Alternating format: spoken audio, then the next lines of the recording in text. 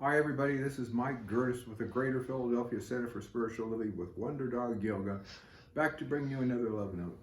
I hope you're having a great day. I got a question for you. Do you have faith?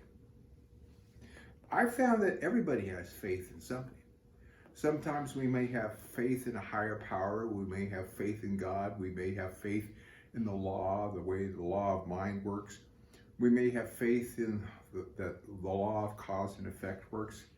We may have faith that tomorrow there'll be a new morning, and following the morning, the afternoon, and the evening. Also, we have faith sometimes that if we change our thinking, we'll change our lives. Now, sometimes we get to thinking that, is this really true? Is it really true that by changing my consciousness, I can heal a condition?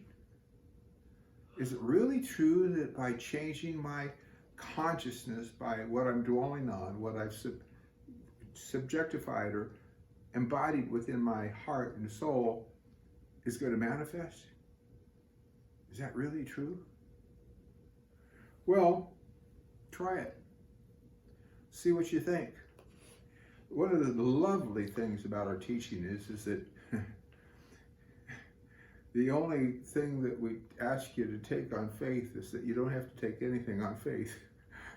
You can learn everything yourself. You can test everything out and see if it works. This is called religious science because it's an opportunity to study the laws of nature, physics, metaphysics, and religion, and put it to practice in your life scientifically. So, are you faced with a challenge right now? Are you faced with a health challenge? How about a financial challenge? Okay. Well, let's take a look at one of those.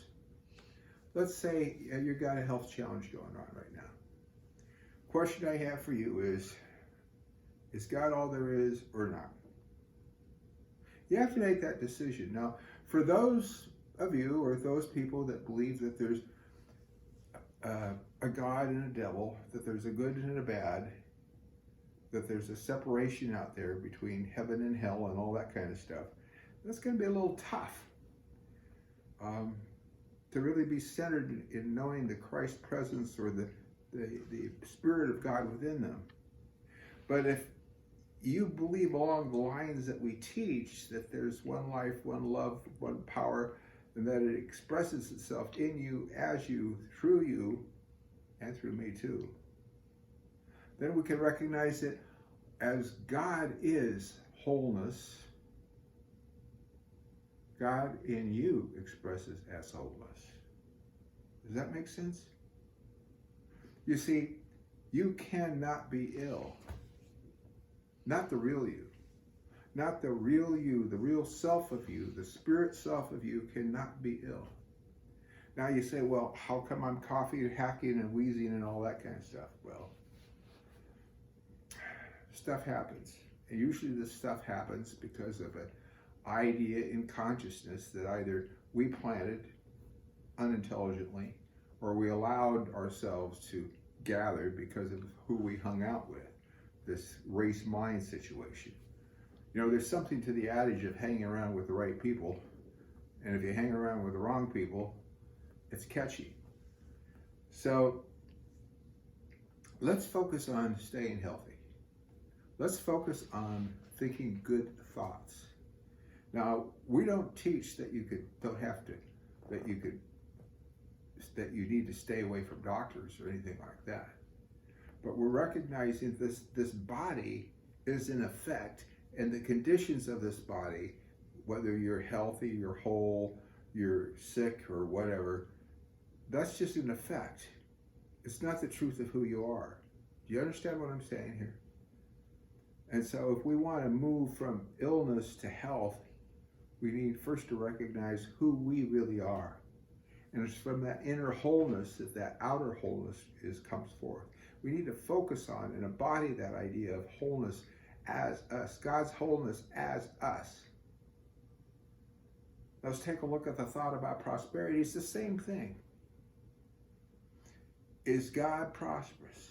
Is God abundant? Well, of course. It's ridiculous to think otherwise. So if God is all abundant and God is everywhere present, right? Where is there not abundance? You might say, well, in my checking account. Well, that's a temporary outward picturing based upon your use of consciousness. You see, there's this law that says whatever we focus on has a tendency to magnify and express in our lives. It's called the law of cause and effect. As you believe, we're told, so it is done unto us. So if we think that money is hard to get, it's going to be hard to get. If we think that times are tough out there, times will be tough out there. If we think that we don't have enough, we'll never have enough. So we need to change our thinking about that. And sometimes that's difficult for us. So let's do this. Let's recognize that God is prosperity. And that God's prosperity, God's abundance, God's wealth,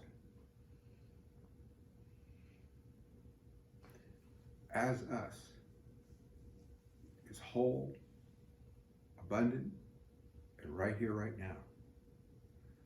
God is prosperity, and God's prosperity as us is expressing right here and right now.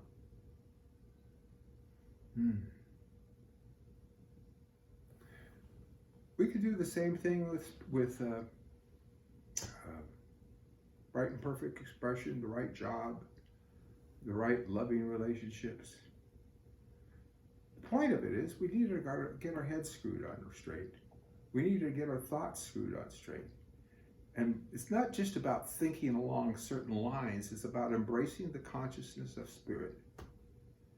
You see, we can think positive thoughts all that we want. We can try to visualize all that we want. But our teaching calls us to embody and realize the presence of God first. Remember, God is expressing as abundance in you. God is expressing as health in you. God is the wholeness and love of life, knowing itself by means of you. Life is great. As we embody the greater idea of God, if we embody the greater idea of spirit, if we dwell upon it, continue to dwell upon it. Play with the idea that God is and I am. Think about it. Write it down. Talk to somebody about it.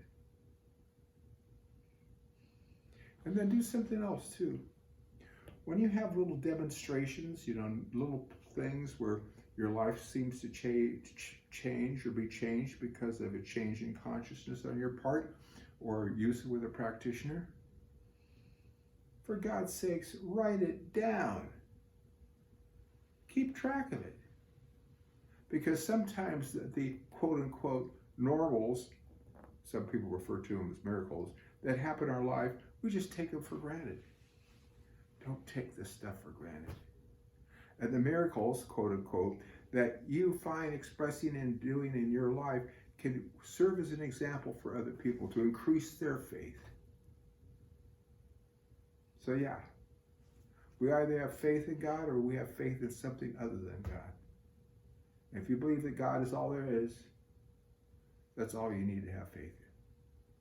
That's all for tonight. Know your love. Bye-bye.